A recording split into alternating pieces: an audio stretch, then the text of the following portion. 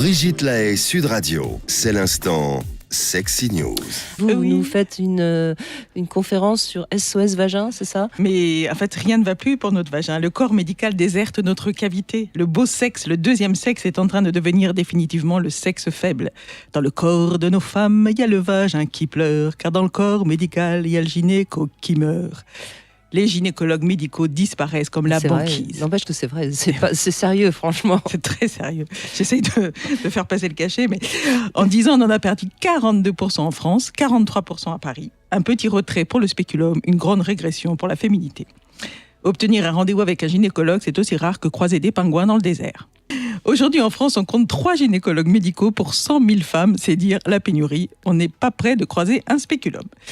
Il y a des départements où les gynécologues ont complètement disparu. Et en banlieue parisienne, dans des villes comme Aulnay-sous-Bois ou Ivry-sur-Seine, c'est plus facile de trouver un CD de doc gynéco qu'un gynéco, même décédé.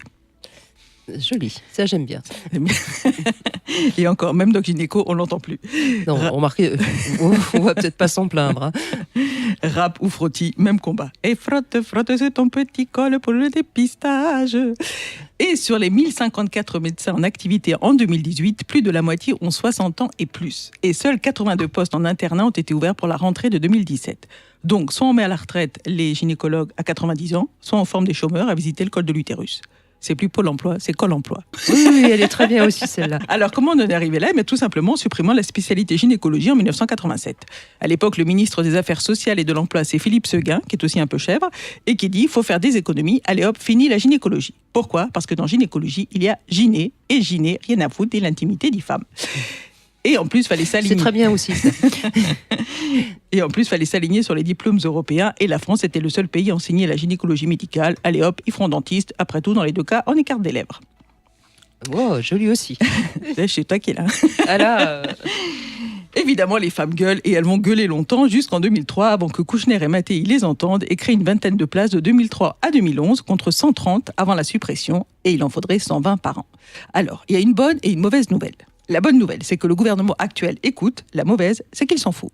Il dit, en gros, à vous de trouver les solutions. Très bien, on va créer la journée du frottis, on va se regrouper, former des gynécées, car comme chantait Claude François, gyné sait plus comment faire. Alors on trouve normal de visiter la grotte de Lourdes, mais pas la nôtre. Et pourtant, chez toute femme, il y a toujours un moment où on voit la Vierge. Et où tout le monde dit, il mène nulle part. Ou plutôt, si, en arrière. Parce que cette carence de gynéco handicape les femmes dans leur contraception et entraîne des dépistages tardifs. On avait le nombre de cancers du col de l'utérus qui avait été divisé par 3 en 20 ans et le nombre d'hystérectomies le plus faible d'Europe. 6,7% à 50 ans contre 40% aux États-Unis. Ah, quand même, oui. Autre conséquence de cette insuffisance, moins d'infos sur la sexualité et un suivi gynécologique plus compliqué pour les plus jeunes. Le comité a réalisé une enquête en 2017 auprès des étudiantes de la faculté de Cergy. On leur a demandé qu'est-ce qu'un gynécologue médical. 40% ont répondu. Bref, gynécologue, c'est un métier d'avenir. Si tu aimes la spéléologie, saisis-toi d'un spéculum. Car dans gynécologie, il y a aussi écologie. Et si prendre soin de l'intimité des femmes, aider à sauver la planète. Parce que si on regarde bien, Brigitte, il y a des points communs entre la Terre et notre vagin. Nous aussi, nous sommes victimes de déforestation. Comme l'Amazonie, on a vu disparaître l'essentiel de notre végétation.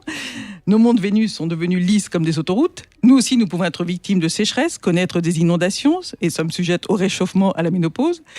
Nous aussi, on peut se faire labourer, retourner, accueillir des semences. Chez nous aussi, on cherche à dominer notre nature sauvage.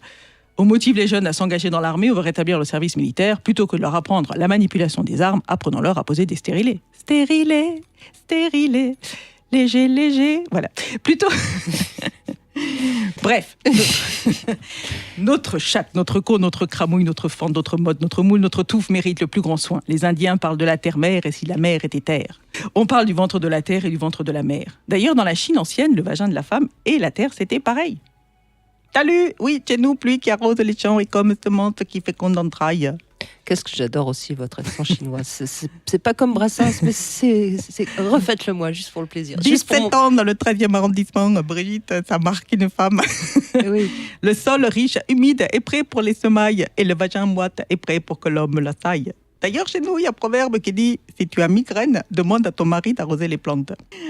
Pour conclure, un paradoxe, c'est un ami qui me l'a donné. Là où il y a du gyné, il n'y a pas de plaisir, mais s'il y en a, on peut continuer à en prendre.